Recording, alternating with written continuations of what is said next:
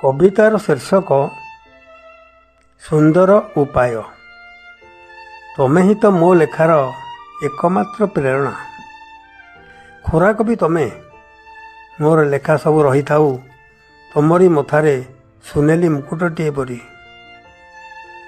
जेते लिखिले भी हाथ अटकुनी, जेते देखिले भी आखि छाड़ुनी, जेते कहले भी पाटी थमुनी।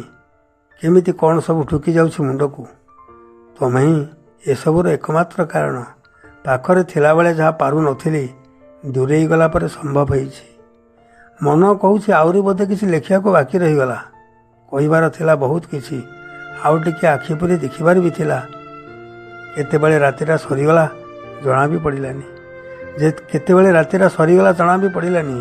जहाँ कहिबार थिला, करिबार थिला, देखिबार थिला मौला फुलटीए परि झड़ीगला अकाल रे।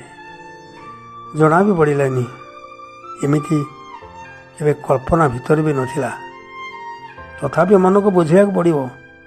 जहाँ हेइछि भल, जहाँ हेउछि भल, जहाँ हेबाक अछि ता भी भल। मन को बुझिया पई एतो एक सुंदर उपाय। आउ कोन बा चारा अछि।